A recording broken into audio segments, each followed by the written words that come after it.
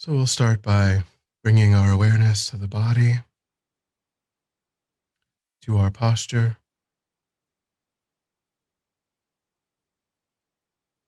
settling the body in a stable, comfortable, upright position that's suitable for meditation.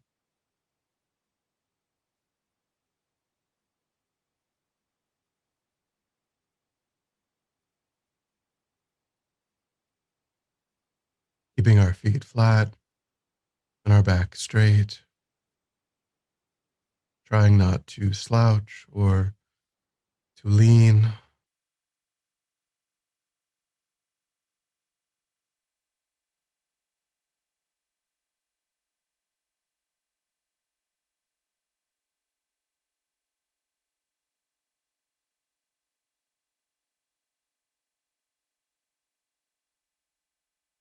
and just scan through the body and try to see if there's any places of unnecessary tension.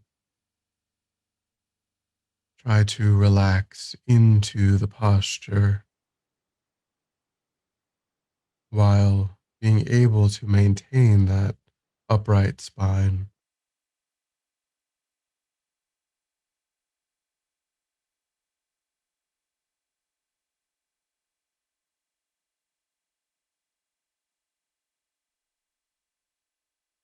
And try to have a sense of moving your attention away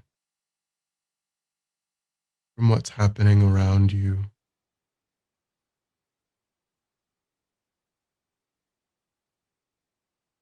Trying to hold your awareness inside the body and mind, not going out and contacting sights and sounds in the room.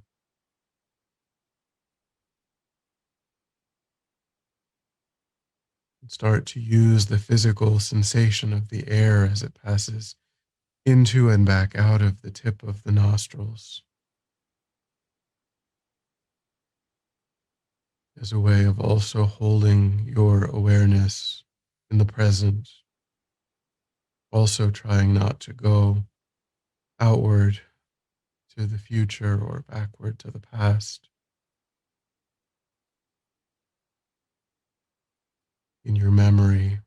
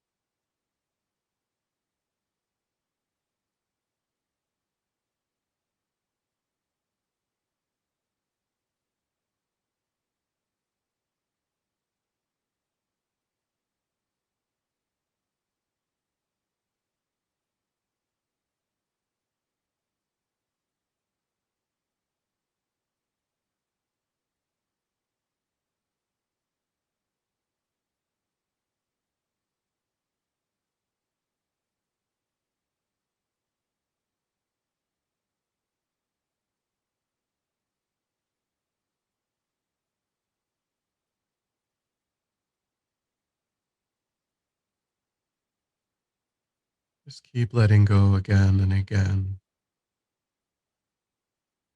of anything that arises in the mind that's not that physical sensation of the air, gently lifting your attention as quickly as possible from the distraction and placing it back on that present moment physical sensation.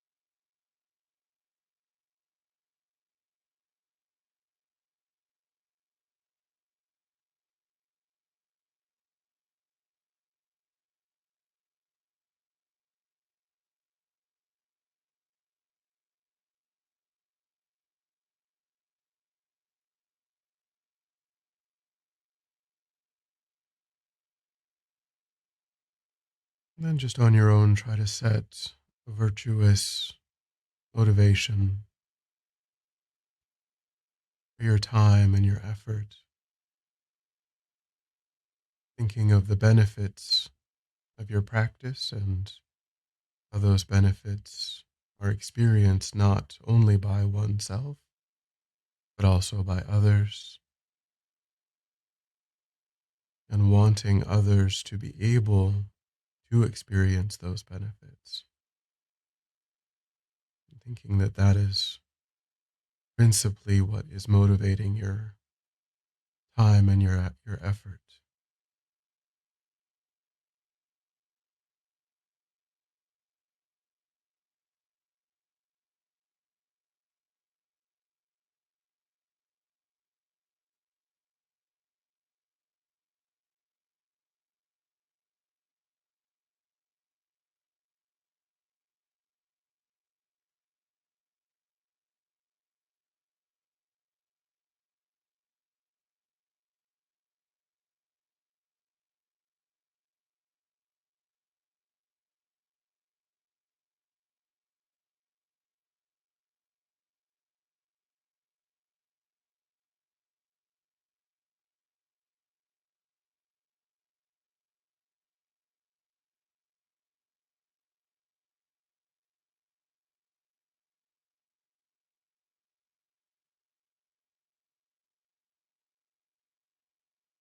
And today we'll do a thought training, mind training, meditation on transforming problems.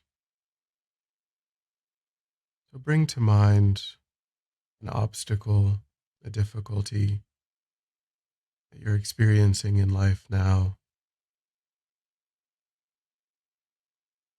a difficult relationship or work problem, health obstacle,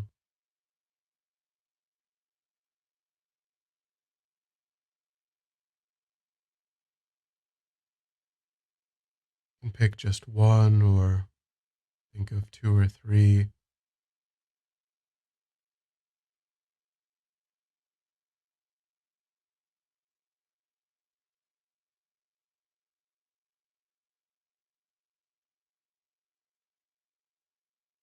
And start by just noticing your natural, spontaneous relationship to thinking of this part of your life. Notice if there's a sense of aversion, a sense of distance, a feeling of dread or dissatisfaction. Just try to become aware of that natural relationship.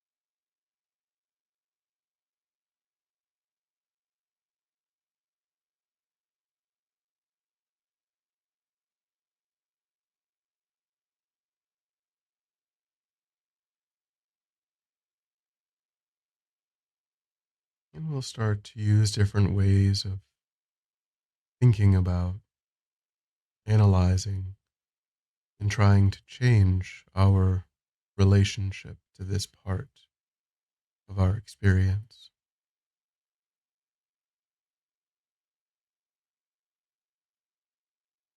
So the first is to wonder, to question, whether on the basis of our interest in spirituality, our interest in growing our qualities, that we've come under the care of the enlightened beings, and that they are actually trying to help by giving us things to work on, by showing us the nature of our mind,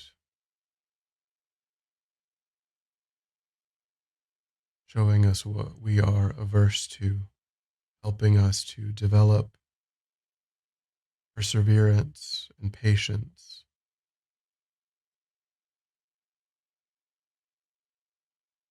to help us to ripen in a safer way some of our negative karma.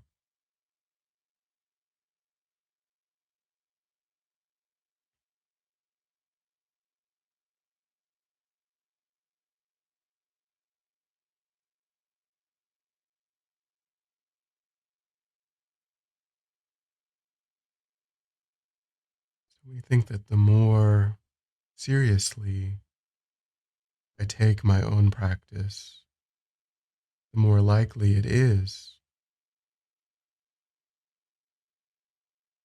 that I will be benefited in these ways,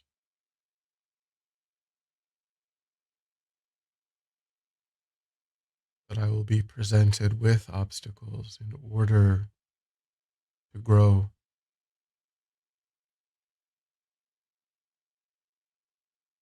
that my negative karmas will manifest in smaller ways so that they don't have to be experienced in more difficult ways.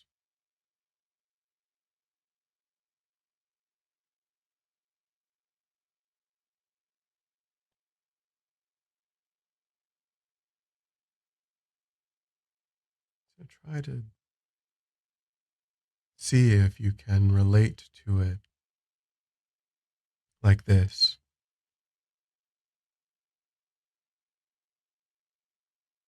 as an opportunity rather than an obstacle.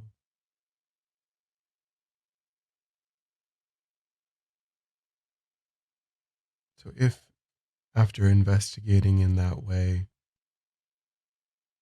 you feel a shift in your relationship, that part of your life, then hold your mind in how you've shifted. Try to stabilize that experience.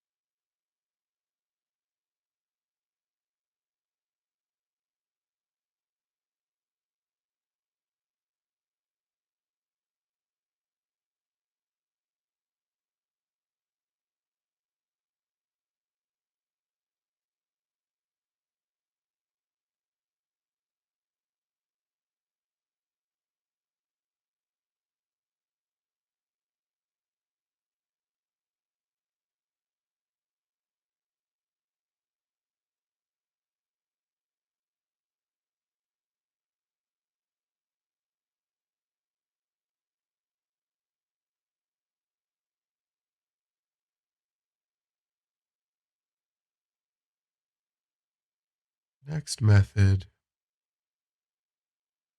is to use it as fuel for our spiritual practice.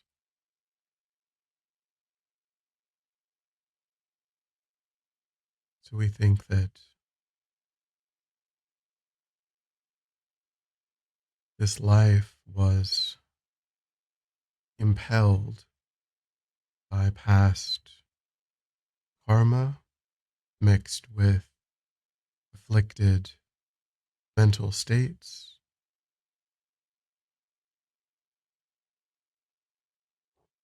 And so, on that basis, completely natural that obstacles are arising,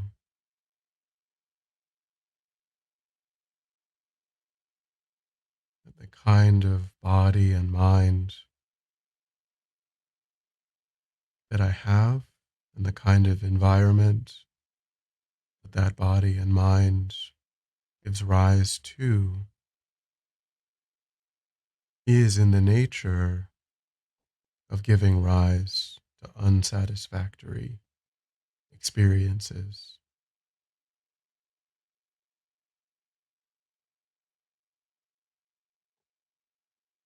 So my aversion comes from an unrealistic expectation.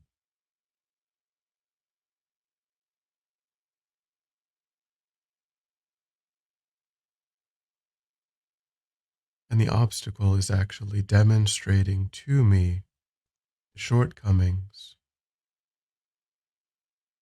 of this continuity of unenlightened experience, which fuels my desire for liberation, for enlightenment. So try to investigate in that way. And again, if you find that leads to a shift, and hold your mind and how you can relate differently.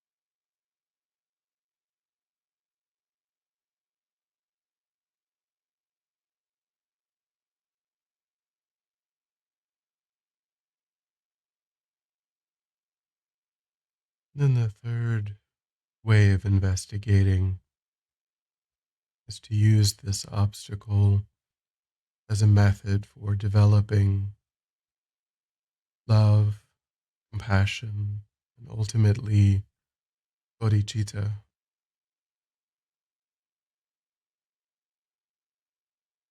So try to recognize that you are not the only person experiencing obstacles of this sort, that every sentient being is facing obstacles as serious or more serious.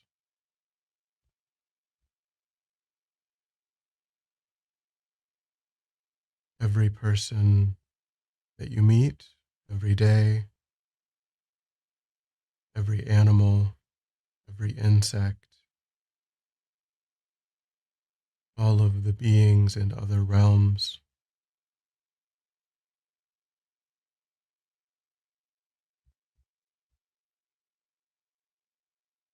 the life of every sentient being is filled with these obstacles.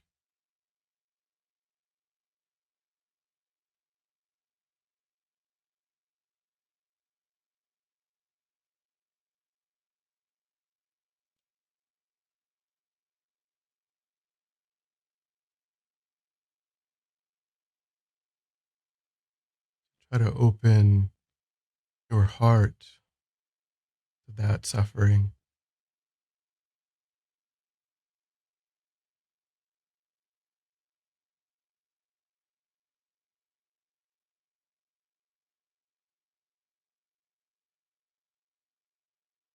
and think that I have some understanding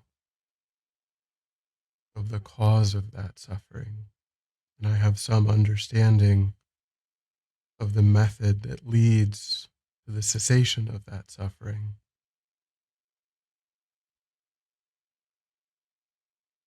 So try to feel I will experience my own suffering for the benefit of all sentient beings.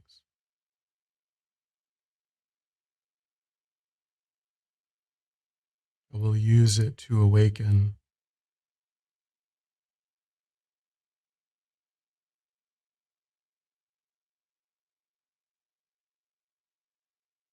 I will use my own obstacles as my path to develop my qualities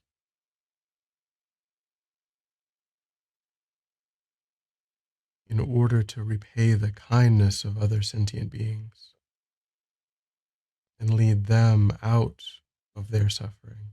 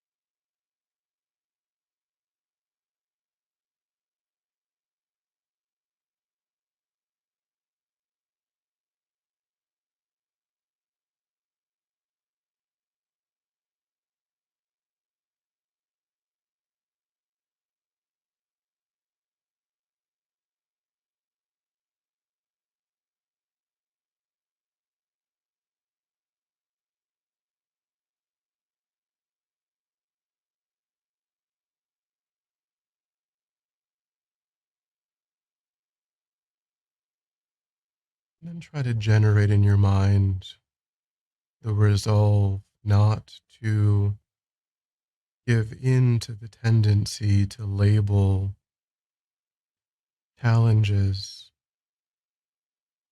as problems, but to see them as what unlocks happiness in this and future lives.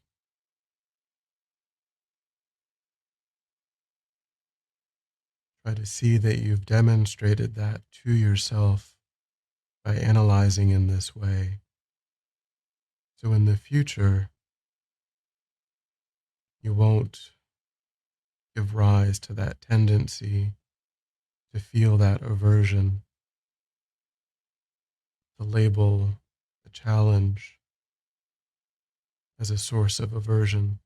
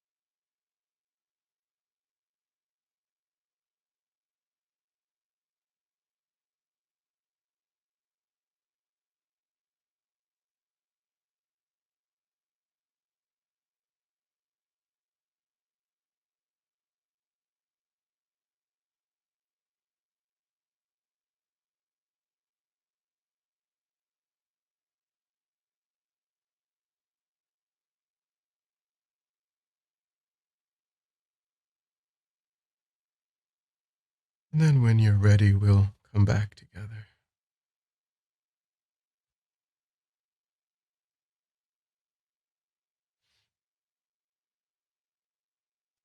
And then we'll dedicate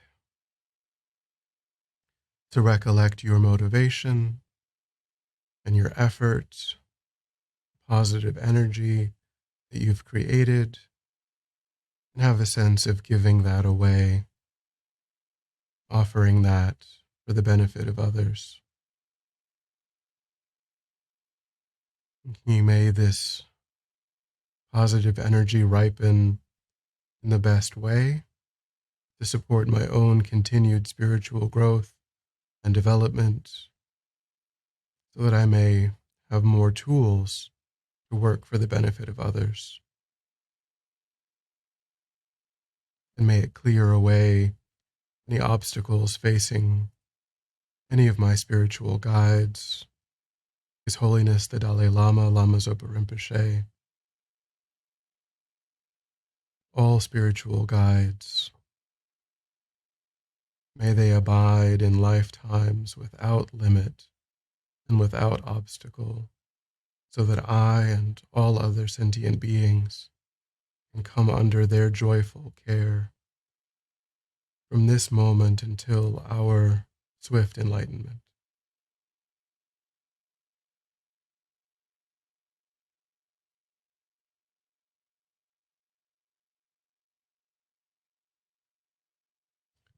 Thank you.